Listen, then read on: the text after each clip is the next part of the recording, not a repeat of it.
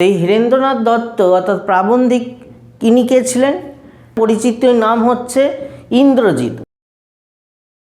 ইনি বাংলা সাহিত্যে একজন অন্যতম রবীন্দ্র বিশেষজ্ঞ বা রবীন্দ্র গবেষক বা রবীন্দ্র সাহিত্যের ওপর ব্যাখ্যাদাতা রূপে পরিচিত।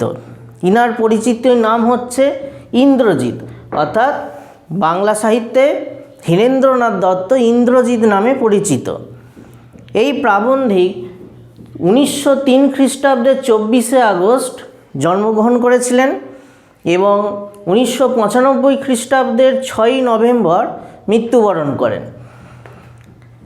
প্রাবন্ধিকের জন্মস্থান হল বর্তমান বাংলাদেশের কুমিল্লা জেলা। পেশায় ইন্দ্রজিৎ নামে পরিচিত বা হীরেন্দ্রনাথ দত্ত পেশায় ছিলেন শিক্ষক এবং অধ্যাপক।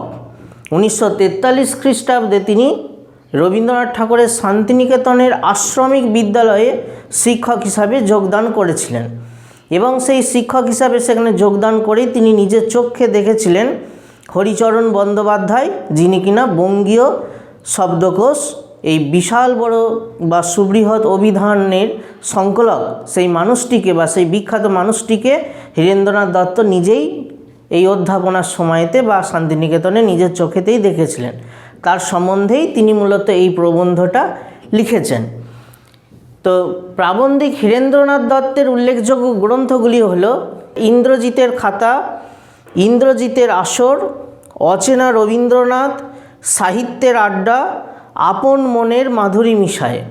এছাড়াও তিনি অন্যান্য আরও বিভিন্ন গ্রন্থ রচনা করেছেন।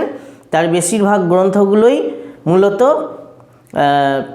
রম্য রচনা, বিশেষ করে ইন্দ্রজিতের খাতা ও ইন্দ্রজিতের আসল রম্য রচনামূলক গ্রন্থ, আর বাকিগুলো মানে রবীন্দ্রনাথের অচেনা রবীন্দ্রনাথ বা আপন মনের মাধুরী মিশায়ে এই সমস্ত গ্রন্থগুলি রবীন্দ্র সাহিত্যের ওপর লেখা।